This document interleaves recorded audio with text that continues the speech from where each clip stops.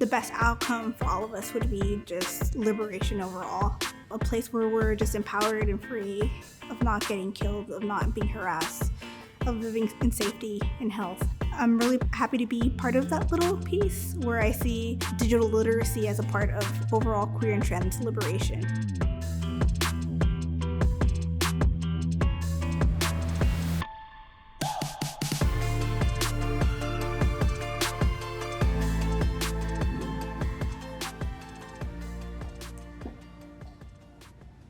Hi, my name is Ash López, and my pronouns are she, her, ella, and I'm a student board of trustee member, and I'm also an engineer.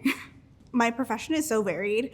I wear a lot of hats as a board member volunteer, as a student, as a freelance kind of developer and cybersecurity professional. I essentially could describe myself as someone who helps non-technical organizations get technical and build platforms in a secure way. I identify as a power lesbian. I love that. Are there any other parts of your identity that are important for you to recognize? As a queer woman, I'm disabled, I'm a Latina, and I'm a first-generation college student. I was actually born in South Central, but I grew up north in a small conservative town called Lancaster, California. And there, it's a desert. It's also very well known for its white supremacy in politics, and I became an activist there, and my small town really helped me become an activist and eventually a technologist.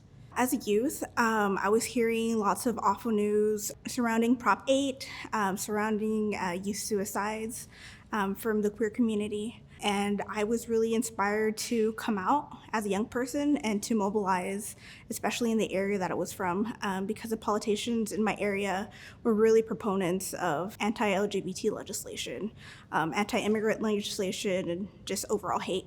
I was really lucky to really have the unity and community. My family was really supportive.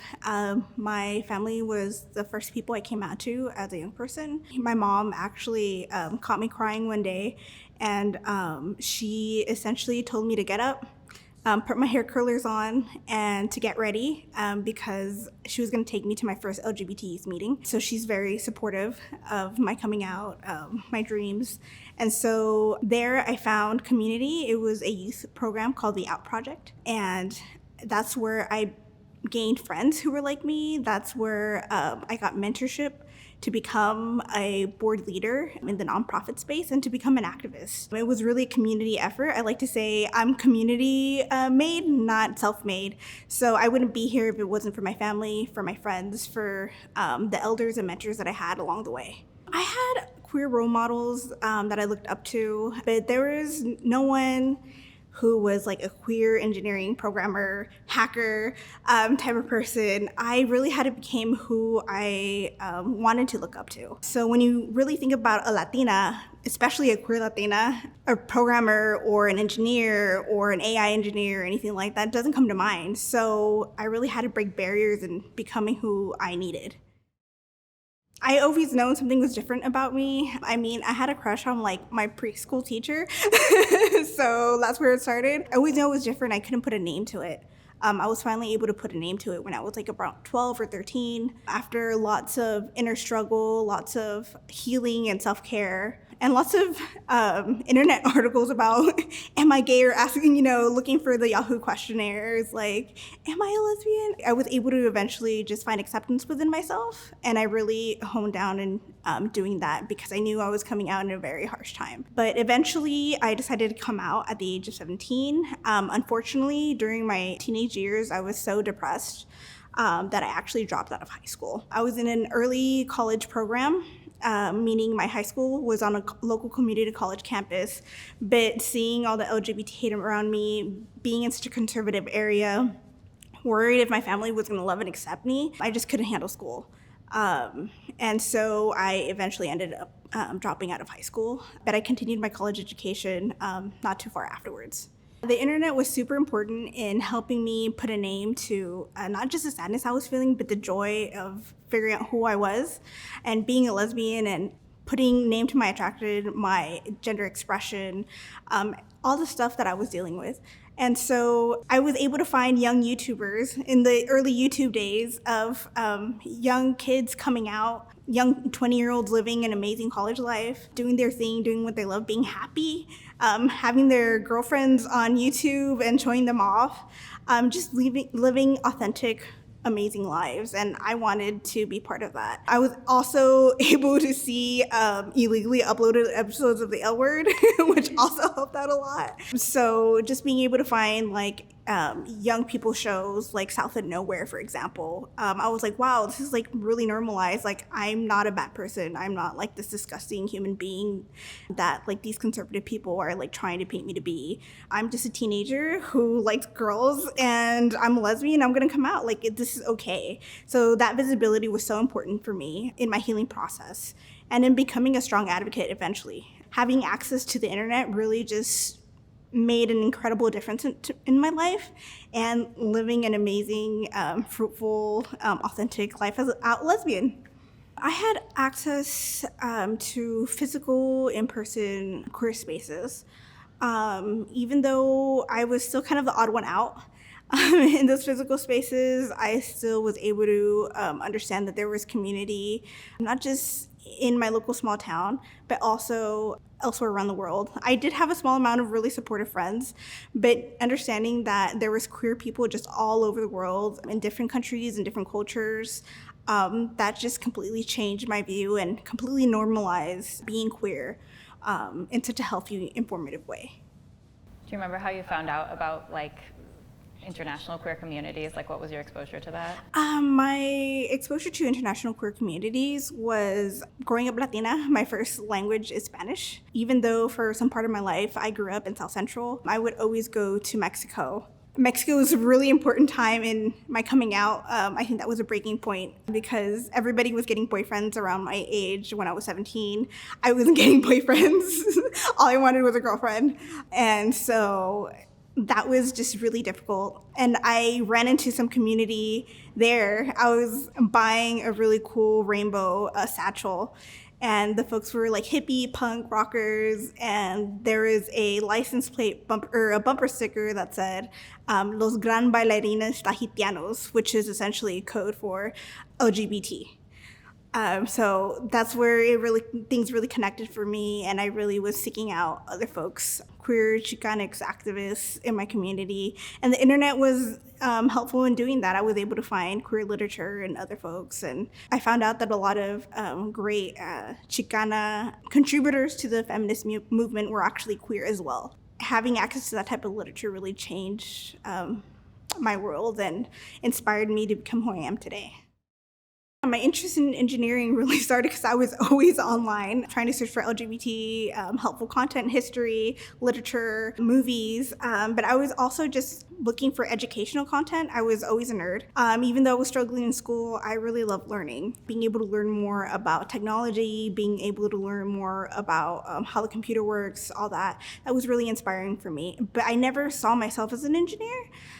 Because there was no representation of an engineer like myself. There was no Latinas. And so each time you would see like this nerdy boy on like a movie, they would be like the smart computer hacker. So I essentially thought I couldn't be smart enough. You know, I really internalized that in myself. But I realized, hey, if other people can do it, why can't I? What makes me so different? I have the curiosity, I have the capacity, so let me start learning technology. So I discovered this around the age of 20. I actually was able to be like, hey, I can actually do this after such a long time. And then I decided to reach out to the tech community in Los Angeles. Initially in high school, I was accepted into a STEM program that I asked to be in, and I found other really supportive students who were just like me. And I also thought that was really possible, but unfortunately, because my coming out made me so depressed, my coming out process made me so depressed, I just dropped out. But I continued to pursue that path, and when I found the tech community out in LA, where they had like Rails Girls LA workshops for free, or other women in tech focused kind of workshops, I was really able to kind of just tap into that community and be like, okay, like this is where I belong, this is what I'm part of, I'm capable of this, let me see what I could specifically do in this field. So that just kind of really sparked my interest, and I was able to get support from the local community and continuing that path. I initially started a full stack development program out here in Los Angeles. I was able to complete that. I started building websites. And so that really got me interested in security engineering, because lots of LGBT business owners were coming up to me like, hey, like I have a small business. I see that you're posting websites, that you went to this program, you're posting about your program. Can you help me out build like a Shopify website or an e-commerce store? And I was like, sure. And I actually had no clue how to build an e-commerce store, but I learned as I continued to get clients. So that actually inspired me to learn more about security and to find out more about like how I could protect not only clients, but how I could protect the LGBT community, the immigrant community, folks who don't speak Spanish and are using their phones or computers, but don't really have a lot of digital security awareness. So I was able to really bring that information back to my community and really get started doing freelancing and building platforms for my clients, and also securing them, which is really rewarding. I also had a really amazing experience with Breakthrough Tech AI, which is a Cornell UCLA program, and they were able to help me get involved in artificial intelligence. And so that's something that I'm really interested in as well. So I've been really lucky in my really untraditional path to pick up AI, cybersecurity, and just app and web development for clients, and to also just bring all that community knowledge back to my people and to empower the community members. So I'm currently freelancing. I have my own small business. I'm currently building learning platforms for a nonprofit where we inspire assembly members to kind of enroll in our online curriculum, our online platform, and to learn more about education and empowering them to really make sure that they're making informed decisions for the education of all California students. So that's really empowering right now. That's how I'm able to support myself and go to school. But I had this really funny, untraditional path.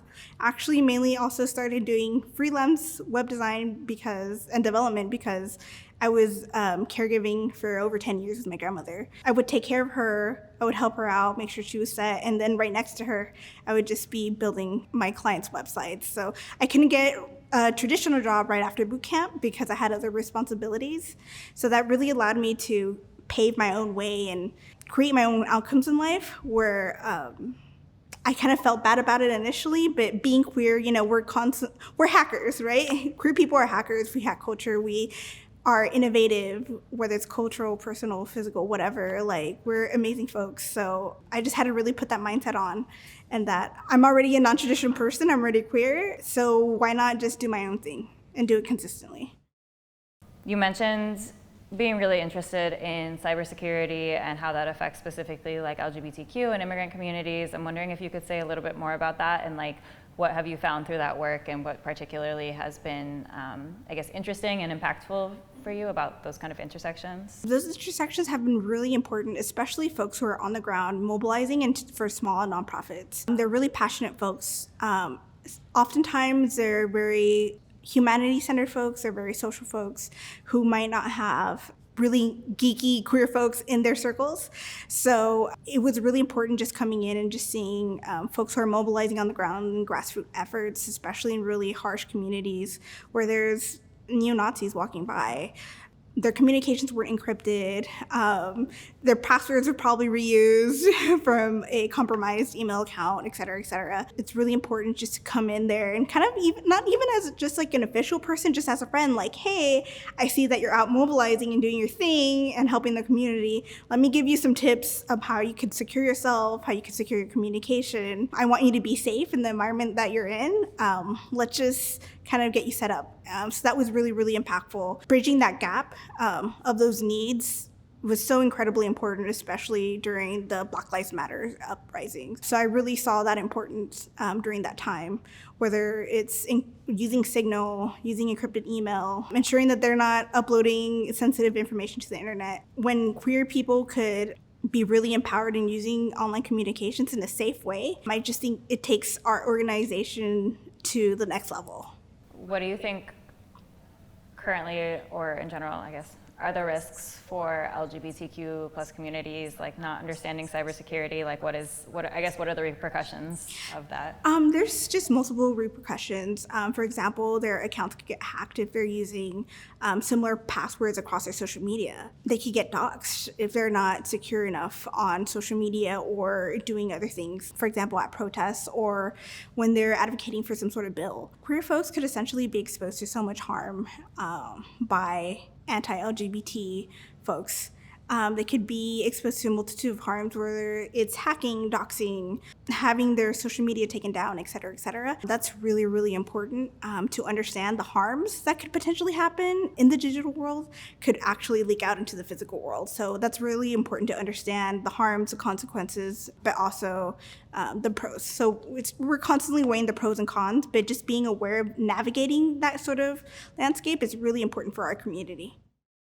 Some spaces could be not really friendly. They could be passive aggressive with LGBT folks. They could have a rainbow flag, branding, etc., this and that. But when push comes to shove, they may only be queer friendly up front, kind of to your face, behind your back, not really. A lot of these spaces are oftentimes very white. So sometimes going in there, being like the only Latina or bringing in like my Latina friends who are also queer techies, oftentimes I've seen that there's pushback almost, whether they're explicitly saying it or not. So it's really important to show up and ensure that these spaces are inclusive of the most marginalized within STEAM. Latinas only make up less than 4 or 3% of the STEAM industry.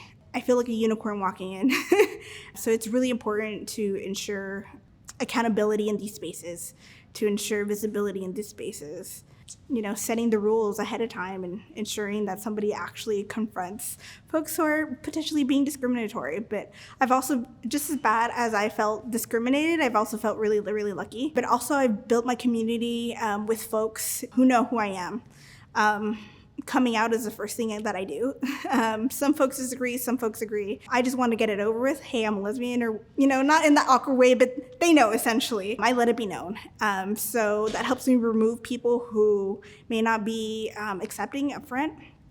It helps me bring in the community where I need it. But some folks aren't really lucky where they could do that. So it's important to kind of like test the waters, just see how it goes and do whatever they feel safe doing. Being queer, being disabled, being a caregiver, all those intersections have really pushed me into a really non-traditional, always remote role rather than I show up at the office from 9 to 5. So just showing up with my clientele. I've actually gotten the majority of my clientele through the LGBT community. So I'm really, really lucky about that. I feel really supported. And I've had really amazing clients. And so just really honing in on your community, people who support you, who want to work with you, who want to work for you, etc., who want to see you win, who need your services. Being able to find that and have that, I'm especially privileged to do that. If anybody could do that, and that's not accessible to everybody, that would be amazing. But in office spaces, all that, I find in more organized official spaces, acceptance, some confusion, some pushback, just a mix of everything. Sometimes curiosity, folks ask me questions, generally in a very polite way.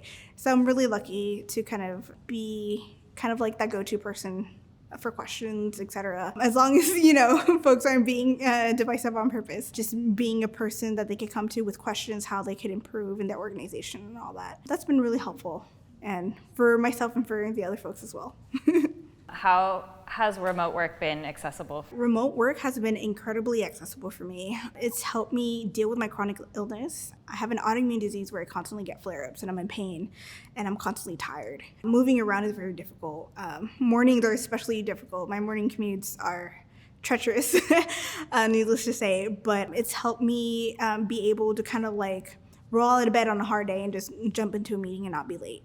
It's helped me be more attentive to my work and also helped me be attentive to my health, where I could work as a healthier kind of service provider or employee, where in-person work, I would probably struggle a bit potentially. So remote work has really helped me out, especially during the pandemic, as somebody who would have really had a hard time during the time where we didn't have any vaccines. It would have made work almost impossible for me.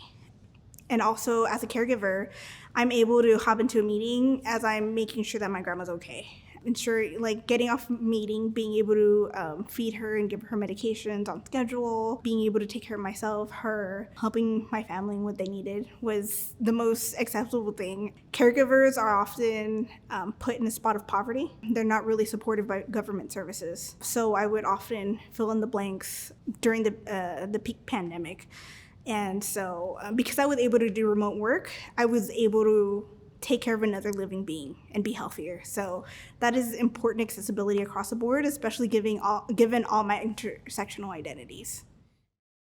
There's multiple types of barriers. A lot of folks in the tech industry potentially have engineering parents. I grew up in an area where a lot of the successful STEAM students were children of engineers. I didn't have access to that. I didn't have access to schools where we actually had labs for our STEM classes. I grew up in an area where my professors were actually teaching deprecated code practices. Took me to a different level compared to my peers in the industry who had access to cutting edge programming practices, web development practices, etc. So that's a huge barrier, just having access to the knowledge, being able to pay for school. I've known it's been a struggle for me to stay in school because of like the financial barrier, having multiple responsibilities. Queer people are kind of left out of the caregiving conversation where we're often put in caregiving positions. Another barrier is just being in a technical space with so much cis heteronormativity and patriarchy. There could be lots of just pushback just as a queer person, and just being the odd person out and being discriminated against in these spaces really just make it difficult. So acceptance is the number one key, but also ensuring that we have the financial base to study STEM, because it's really hard, it's stressful. When you're working like 2-3 jobs, studying STEM could be even more stressful. So just ensuring that folks have scholarships, have welcoming access to the education and to career spaces, because we just can't have so many entry-level folks. We need folks moving up the ladder, right? We need mid to senior level queer engineers, whether it's in cybersecurity, AI, software development, etc. We need queer CEOs. We need queer VPs. And that especially goes for our Black and Indigenous siblings, and especially our trans Black and Indigenous siblings within the tech space. As people underestimate my technical abilities as a queer disabled Latina, I feel like, especially as a Latina, and I've been speaking with other Latina engineers, technical workers, etc., we never feel valued as technical workers.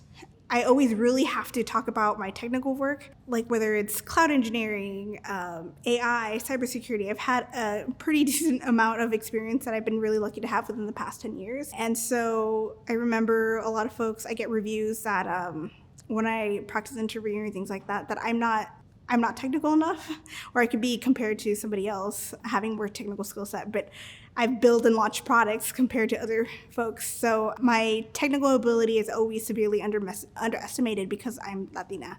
So having folks really underestimating my technical ability as a Latina, I always feel like I have to prove myself. My technical abilities are often perceived as much less compared to somebody who is cis, het, and white.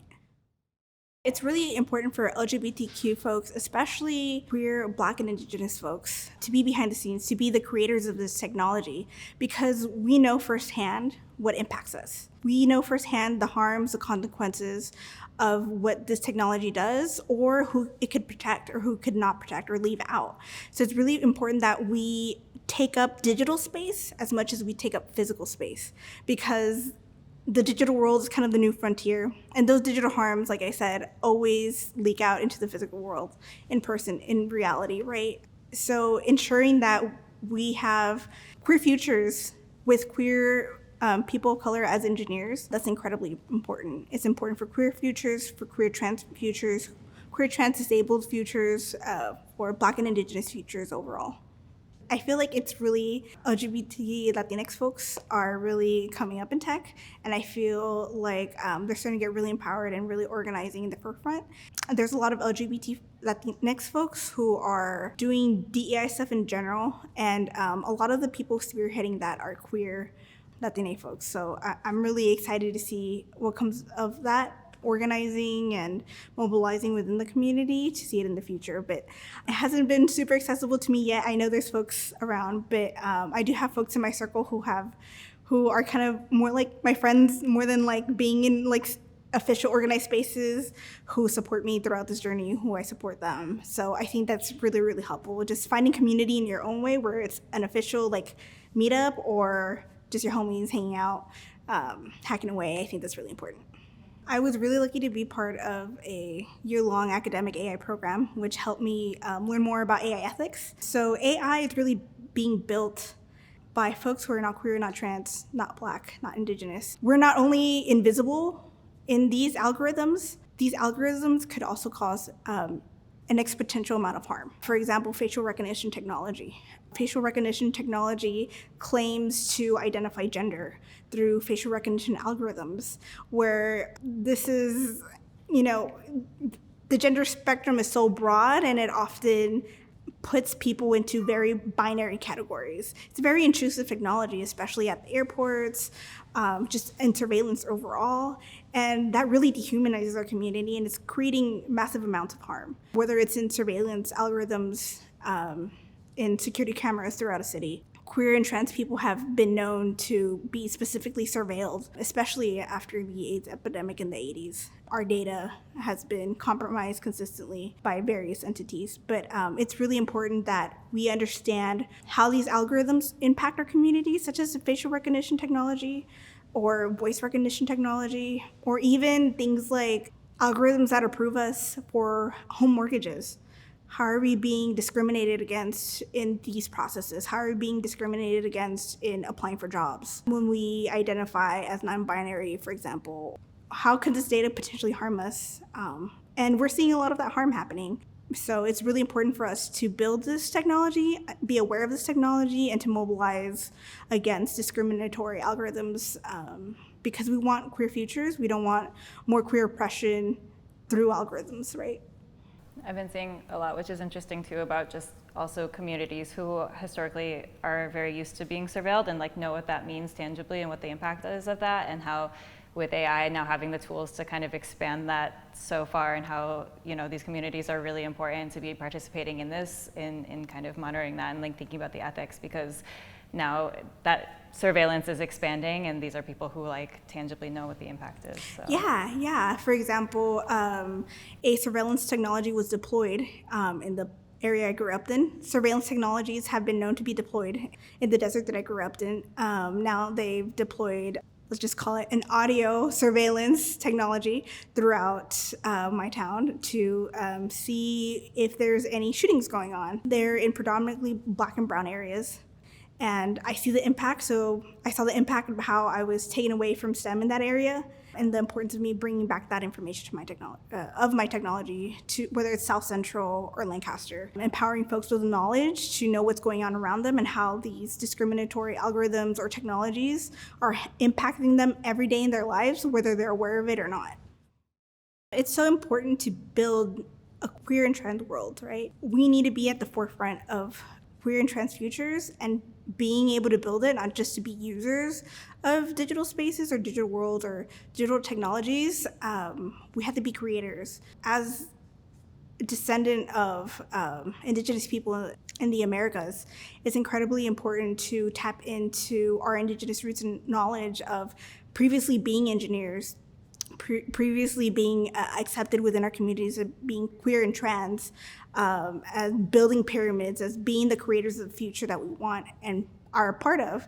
So it's incredibly important for queer and trans, Black, Indigenous folks to be part of this future, build these worlds where we are humanized, where we could create queer trans joy, where we could create queer trans liberation, both in the physical and digital space. So that's a huge part of queer and trans liberation, is to be builders of the future as techies. It's really important to have practices and policies ensuring diverse hiring, not just diverse hiring, but diverse retention, ensuring that folks are moving up within an organization, getting those mid to senior level roles. It's really important for folks to feel safe to report discrimination or things of that nature, or harm in workspaces or in STEAM spaces, or whether that's school or academia or workplaces. It's really important for folks to feel safe to report that and for accountability to happen.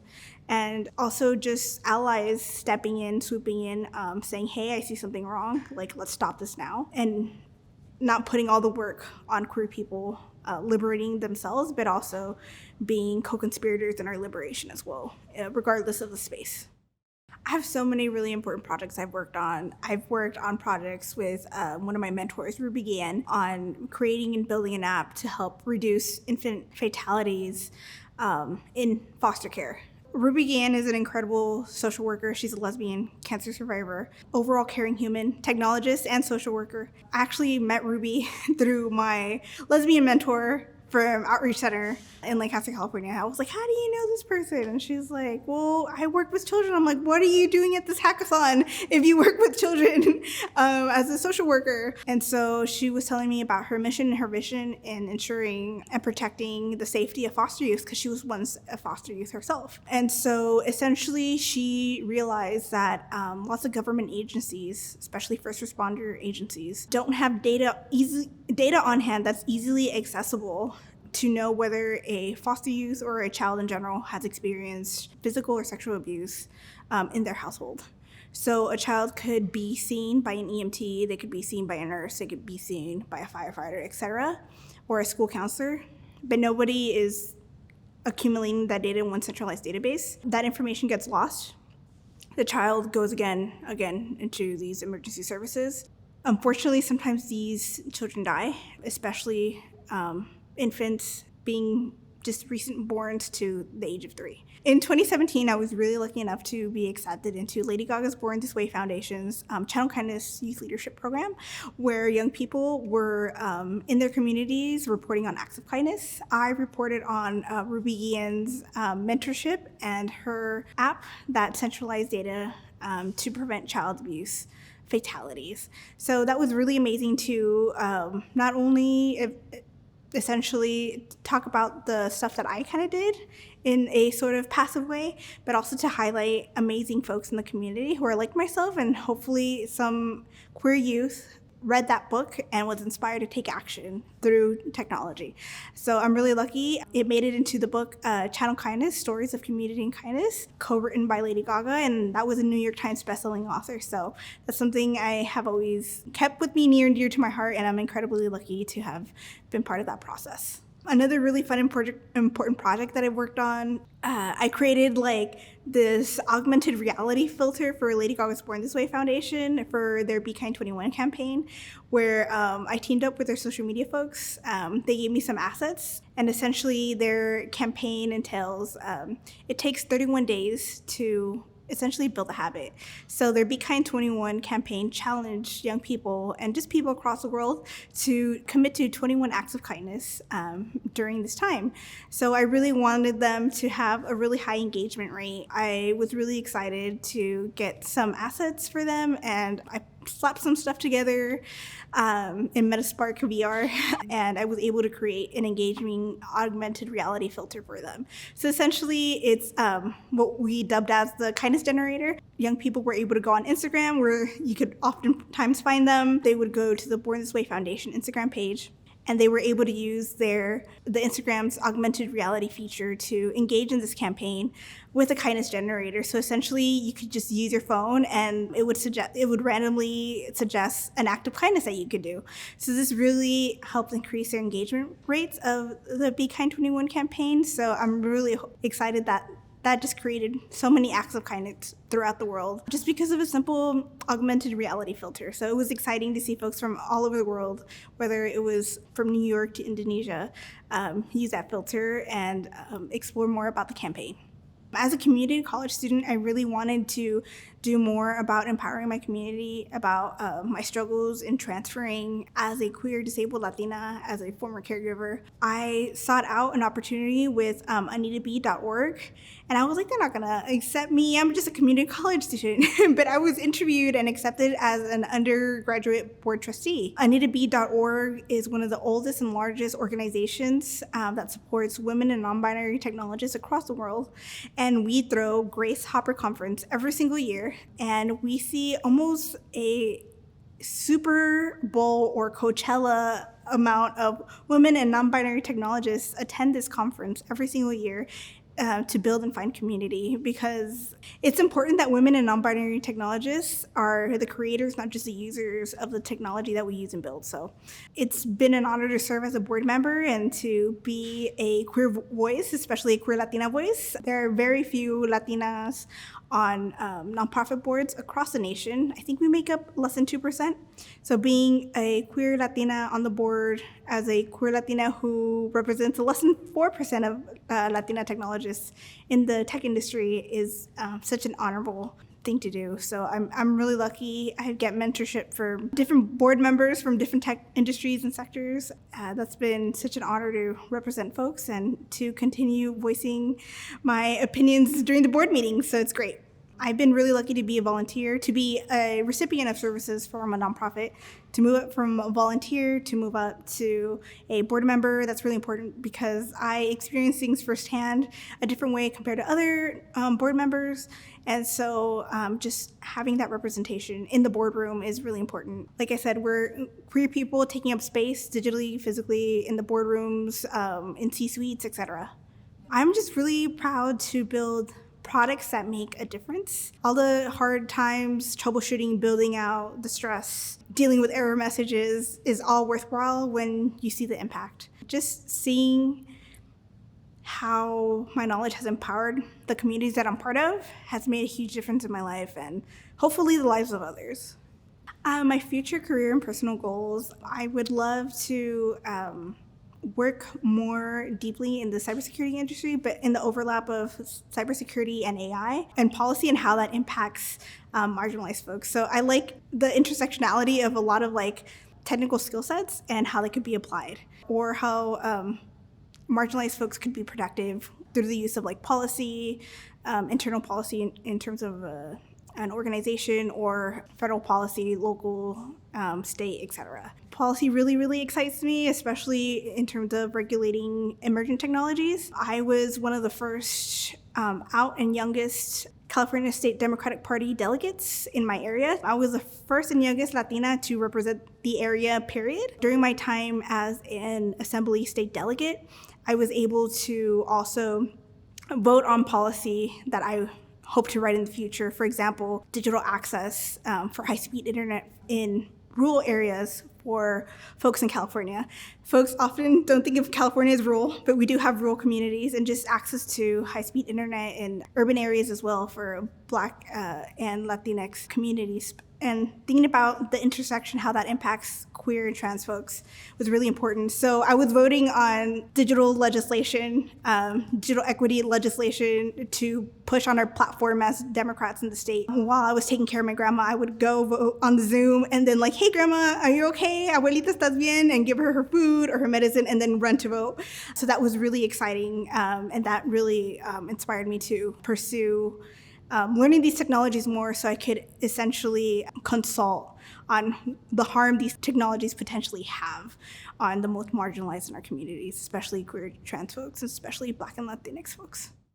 I'm always the type of person who looks for mentors and looks to where I could be a mentor, because not growing up with people that you wanted to become like, or to see yourself in some sort of title or industry, or just living life a certain way. I really love connecting with my career elders and seeing like what have they done, what has helped with them, how were they able to deal with discrimination, what fields were they able to break into. I don't ask a lot of questions, but I tend to just like observe and be like just satellite around them, seeing what they've done, what they've had to do, what they've had to sacrifice, what they've had to deal with, and how they had to fight. So just having those support systems of when I would go to like my boot camp and I wouldn't feel comfortable asking questions. I was actually called a pendeja after asking for accommodations for my learning disability. I wasn't able to ask questions for something I was paying out of pocket for. So I was able to go to these queer people, these Latinx people, these people who are like me and who have similar experiences I did, to answer my questions,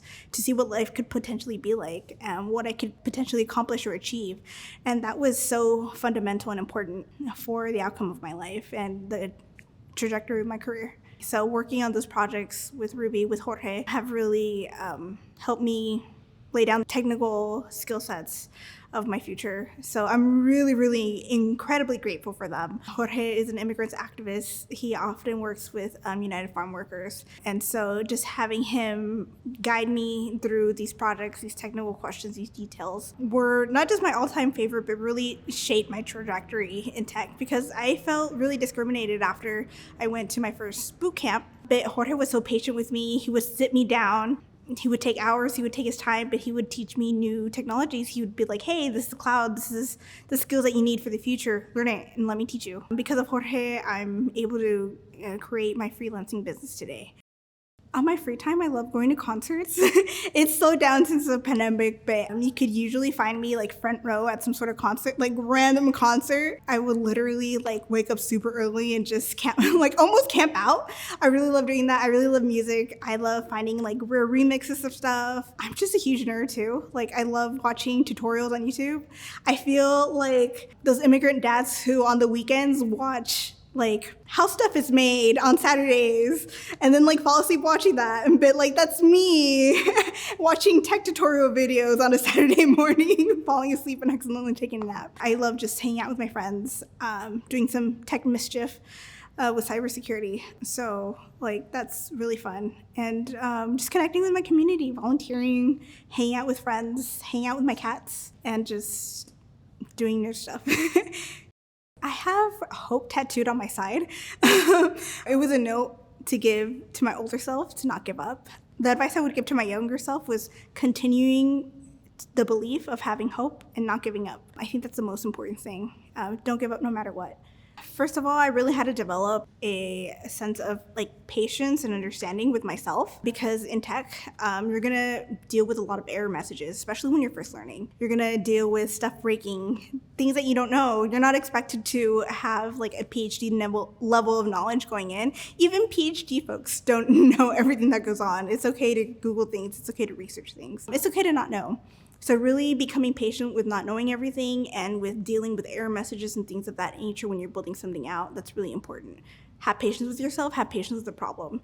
Be very understanding of problem solving as a skill. That's a really important, huge skill set to have, aside from patience. If you could do both, I think you could do any technology or anything you want. So I think that those are really two great skill sets to have. Just for freelancing, it's really important to understand legal like contracts. I did not know any of this. Understanding what your market rate is. I would charge peanuts initially starting freelancing and starting my own small business. I was definitely not making what a cis straight white man was making until I got a phone call from one of my good friends, Mario, who was like, hey, how much do you charge? And he's like, no, you shouldn't charge that. This is what these guys are charging. You should charge at this level because this is your market rate. If you want to freelance, you not only have to have really good technical skills, you have to have good people skills or just have a community that can help you bring in clients. You really have to be good about bringing folks in, bringing clients in. Sometimes clients don't know what they need and you kind of have to spell it out for them. So that's a really important skill to communicate. Communicating technical knowledge to your non-technical clientele. It's really hard. Like I have to practice all the time. I get super nervous sometimes, especially if things kind of don't go as planned.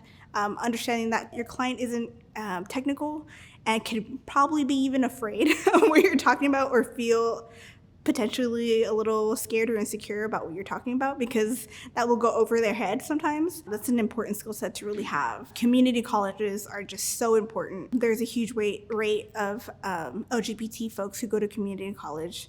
And I think community colleges are underrated in getting cloud skills, and getting web development skills at a low cost or even free if you qualify for FAFSA. So I recommend folks who are looking into like potentially boot camps to look into community colleges first if they want to hone in on that skill set, aside from, the traditional YouTube tutorial videos, Twitch streams, etc. And a lot of community colleges are really catching up.